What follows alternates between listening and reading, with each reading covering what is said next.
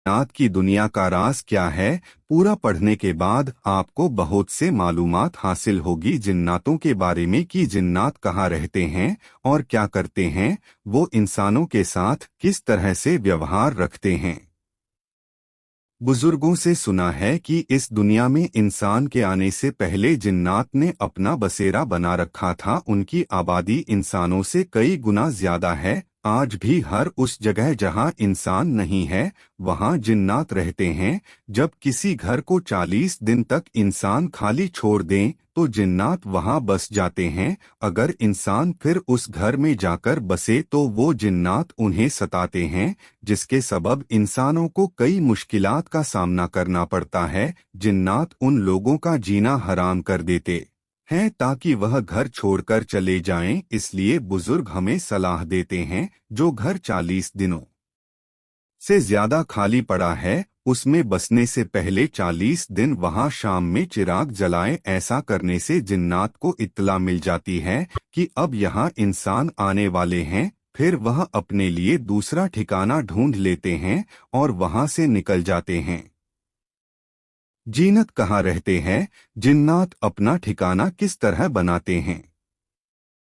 इंसानों की तरह ही जिन्नात भी अल्लाह के मखलूक होते हैं। उनके भी परिवार होते हैं। वो भी अपने बाल बच्चों के साथ मिलजुल कर जिंदगी गुजारते हैं। मगर रोशनी से जिन्नात घबराते हैं, अंधेरों में रहते हैं। जिस जगह हमेशा अंधेरा रहता है जिन्नात उस जगह पर अपना कब्जा जमा लेते हैं। वो अपने बाल बच्चों के साथ हंसी खुशी जिंदगी गुजारते हैं। उनके बच्चे हमारे बच्चों की तरह मौज और खेलकूद करते हैं। जब हम अचानक वहां चले जाते हैं तो हमारे जाने से उनके उठने बैठने सोने जागने और आराम में खलल पड़ता है, तो वो हमें वहां से निकालने के लिए डराते हैं और धमकाते हैं। हमने सुना है कि जिन्नात सिर्फ जमीन पर ही नहीं बल्कि दूसरे सयारों पर भी बसते हैं।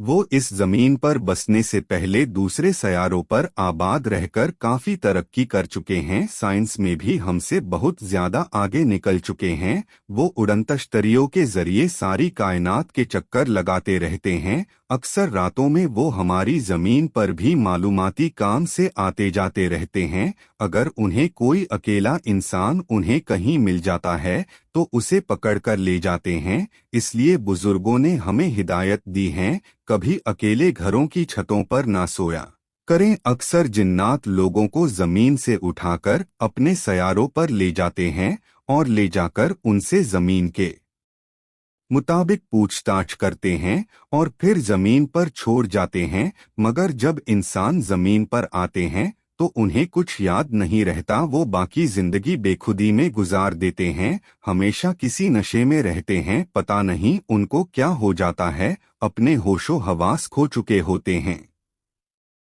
इस दुनिया के साइंस ने भी उनके बारे में पता करना शुरू किया, मगर वो हमसे बहुत चालाक मखलूक है, अपना भेद नहीं बताती और वो बहुत ताकतवर हैं। उनसे दूरी में ही हमारी भलाई है। वैसे अल्लाह बड़े हिकमत वाला है और हम पर उसकी बड़ी मेहरबानी है। वह उन्हें हमें बेवजह तंग करने से रोके हुए हैं। अल्लाह ताला ने हमको अशरफुल मखलूकात का दर्जा दे रखा है। अगर हम अपनी अकल और हिम्मत से काम ले तो अल्लाह की बनाई हुई सारी मखलूकात पर हुकूमत कर सकते हैं। लेकिन शर्त यह है कि हम अल्लाह और उसके रसूल सल्लल्लाहु अलैहि वसल्लम के बताए हुए रास्ते पर जिंदगी गुजारे। अल्लाह ने हमारी रहनुमाई के लिए कुरान शरीफ अता किया है। इसे पढ़कर समझें तो सारे आलम पर हुकूमत करने का राज इसी में पोशीदा है।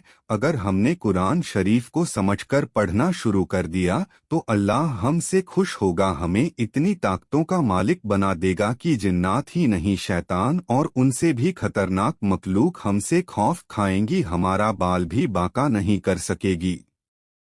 अच्छे और बुरे जिन्नत। अच्छे और बुरे जिन्नात।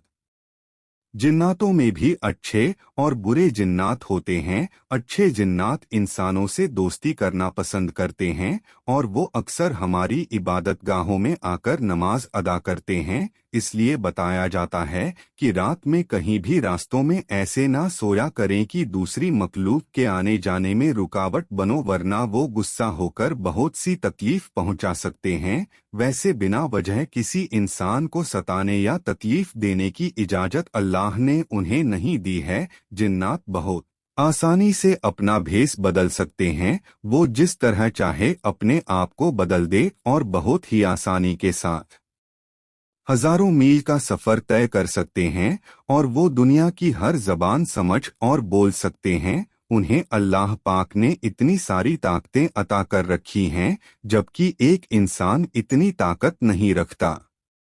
جینت سے دوستی کرنے کا طریقہ، جنات کو بس میں کرنے کا طریقہ۔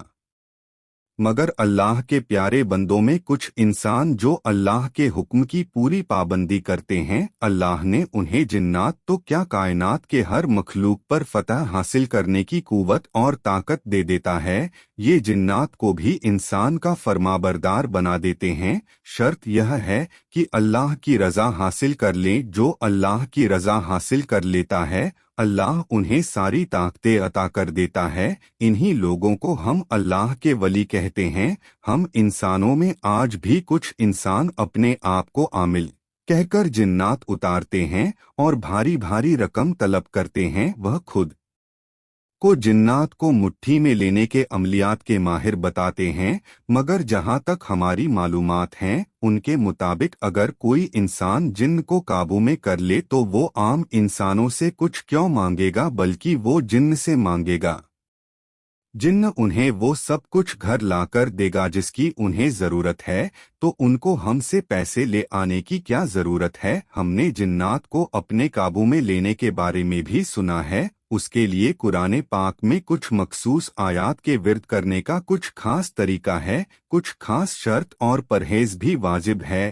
یہ ہر کسی کے بس کی بات نہیں ہوتی کہ وہ جنات کو اپنے قابو میں کر سکے۔ جو کوئی اسے اپنا تابعدار بنا لیتا ہے، تبھی اسے کئی مشکل کا سامنا کرنا پڑتا ہے۔ جنات ہر وقت حکم کرو آقا کہتے ہوئے آگے آ جاتا ہے۔ جب کوئی کام عامل کرنے کے لیے حکم دیتا ہے تو لمحہ بھر میں ادھر سے ادھر ہو کر وہ اپنا کام کر کے پھر حاضر ہو جاتا ہے۔